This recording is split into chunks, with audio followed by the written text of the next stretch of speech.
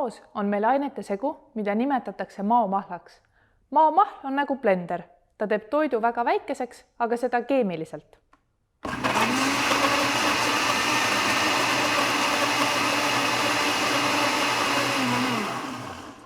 Maomahla üks komponent on soolhape, mis kuulub hapete aineklassi ning see ongi järgmine aineklass, millega me tegelema hakkame. Happed on ained, mis annavad vesilahusesse vesinikjoone ning hapetele on omane hapumaitse, millest tulenevalt on see aineklass ka oma nimetuse saanud. Samas ei tähenda see seda, et happeid võiks tuvastada maitsmise alusel. Reegel, et keemialaboris ei sööda ja jooda mitte midagi, kehtib ka siin. Samas ma usun, et oma igapäevaelus oled sa hapete hapumaitsega juba tuttav. Näiteks õuna või sidrunit süües oled sa kindlasti tundnud haput maitset, mis tuleb siis vastavalt õunhappest või sidrunhappest. Kas sa usud, et hapete olemus on sulle nüüd selge? Kohe saad seda kontrollida. Leia järgnevast loetelust minuti jooksul üles 5 erineva happe valemid. Läks!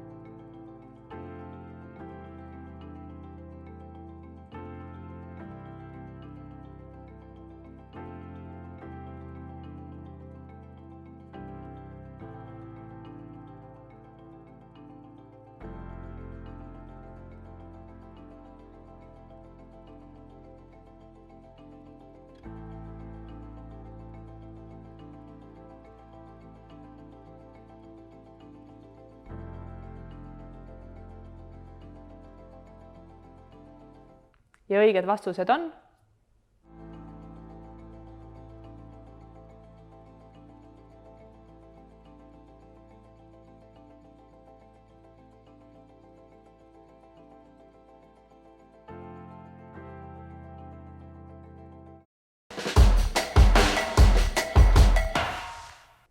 happed on ained, mis koosnevad vesinikjoonist ja happeanioonist ning põhikoolis on sinu jaoks oluline teada 8 erinevat hapet. Ma kirjutan nüüd kõigi nende hapete valemid tahvli peale ära ning siis proovime koos aru saada, millist loogikat me saame kasutada nende hapete nimetamise jaoks.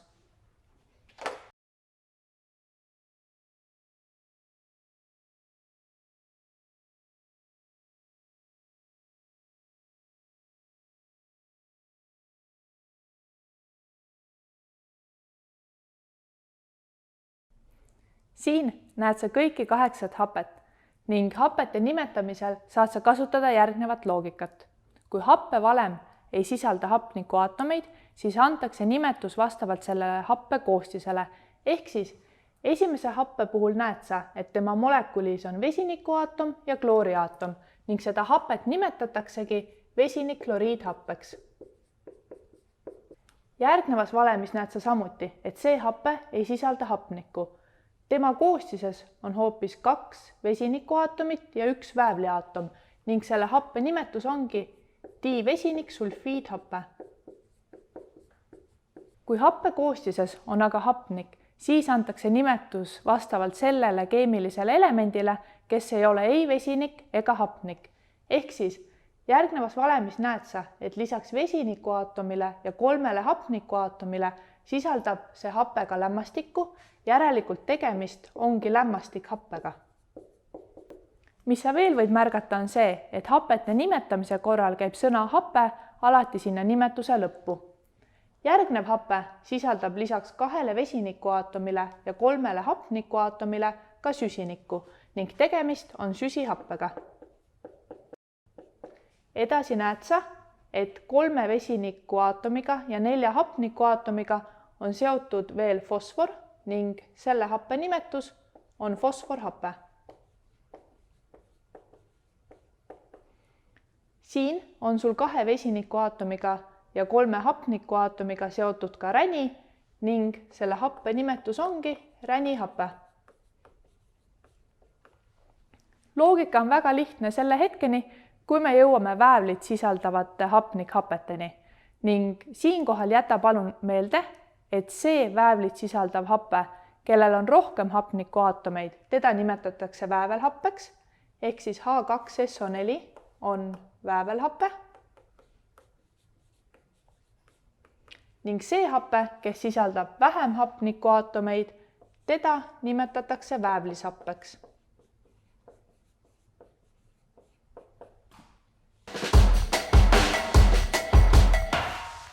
Hapete valemite koostamise juures tuleb sulle appi lahustuvustabel. Sealt negatiivsete joonide juurest leiad sa kõigepealt hüdroksiidjooni, mis on oluline aluste aineklassi jaoks, mida me hakkame kohe järgmises videos õppima, kuid edasi allapoole liikudes on happeanioonid. Ning kui sul on vaja koostada happevalemit, siis sa saadki spikerdada natukene happeanioonidest. Näiteks, kui sul on vaja koostada süsihappevalemit, siis sa leiad lahustuvustabelist ainult ühe aniooni, mis sisaldab süsinikku ning see on selline anioon, kus süsinik on seotud 3 hapnikuga ning tema laeng on 2-. Siinkohal pead sa teadma seda, et happeaniooni negatiivne laeng võrdub happe koostises olevate vesinikjoonide arvuga. Ehk siis, kui sul sellel joonil on 2- laengut, siis see tähendab seda, et happes on 2 vesinikjooni, järelikult saad sa kirjutada süsihappevalemi, mis on H2CO3. Kui sul on vaja koostada näiteks aga lämmastikhappevalem, siis sa leiad lämmastikku sisaldava jooni, mis on NO3 1- laenguga ning seega tead sa seda, et lämmastikhappes on 1 vesinikjoon siin ees ning järelikult lämmastikhappevalem on HNO3. Proovime veel koostada ka fosforhappevalemi. Sa leiad ühe negatiivse jooni, mis sisaldab fosforit ning see on PO4 3-ga. Ning nüüd happevalemi koostamise jaoks tead sa, et siia ette pead sa kirjutama vesiniku sümboli ning tema juurde indeksisse 3, kuna happeanioonil oli 3- laengut. Kõik need happed ei ole aga sama tugevusega. Happeid saab tugevuse alusel jaotada tugevateks happeteks ning nõrkadeks happeteks. Nõrgad happed on sellised happed, mille vesilahuses on nii happemolekule kui ka vesinikjoone ja happeanioone. Tugevate hapete korral on nende vesilahustes aga ainult vesinikjoonid ja happeanioonid. Tähtsamad tugevad happed on vesinikloriidhappe, lämmastikhappe ja väävelhappe ning nendega töötamise korral peab olema eriti ettevaatlik, kuna nad on söövitava toimega.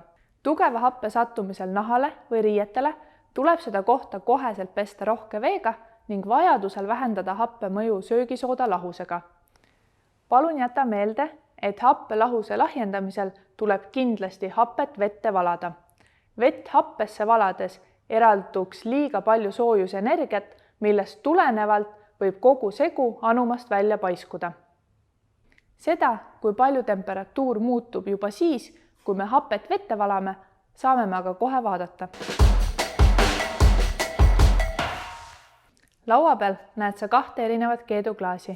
Suuremasse keeduklaasi olen ma pannud vee ning termomeetrilt saad sa lugeda, et antud hetkel on vee temperatuur üle 22 kraadi Celsiuse järgi ning vette lisan ma nüüd paar milliliitrit väävelhapet ja vaatame, kui palju selle väävelhappe lisamine vette siis temperatuuri muudab.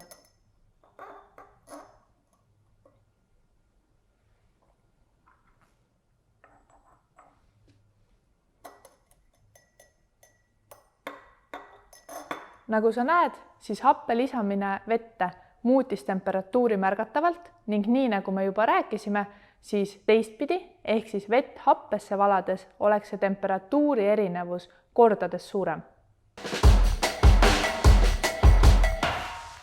Igapäevaelus kohtad sa ilmselt kõige rohkem süsihapet. Looduslik vesi sisaldab alati mõningal määral süsihapet, kuna süsihappegaas, mis meil õhus on seal lahustunud. Lisaks sellele võid sa kohata süsihapet ka karastusjookides, sest et kui sinna lisatakse süsihappegaasi, siis see lahustub vees ning moodustub süsihappe. Nii et järgmine kord, kui sa karastusjoogil korgi lahti keerad, siis tegelikult hakkab seal toimuma süsihappe lagunemine ning sa saad sealt vee ja süsihappegaasi. Mõningatele hapumatele karastusjookidele, näiteks Coca-Colale, Lisatakse täiendavalt ka fosforhapet just selle jaoks, et sellele joogile saada hapukam maitse. Vesinikloriidhappe on värvuseta teravalõhnaline vedelik, mida nimetatakse ka soolhappeks. Vesinikloriidhappe kuulub näiteks maamahla koostisesse, kus tema ülesandeks on toidu seedimine. Veel kasutatakse vesinikloriidhappet näiteks rauarooste eemaldusvahendites. Väävelhappe on õlijas vedelik, mida kasutatakse näiteks autoakudes elektrit juhtiva lahusena. Ning sellest tulenevalt ongi väävelhappe saanud endale rahvapäraseks nimetuseks akuhappe. Samas peab meeles pidama, et väävelhappe on väga tugev hape ning temaga töötamisel peab olema ääretult ettevaatlik. Lämmastikhappe on samuti värvuseta vedelik, keda kasutatakse näiteks väetiste ja lõhkeainete tootmiseks.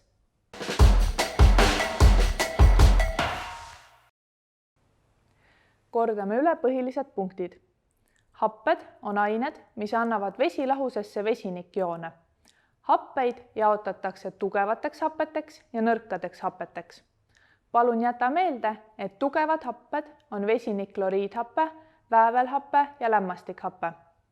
Hapetele nimetuse andmise puhul tuleb analüüsida selle happe valemit ning hapete valemite koostamisel tuleb sulle appi lahustuvustabel ning teadmine, et happe anioni negatiivne laeng on võrdne happe koostises olevate vesinikjoonide arvuga.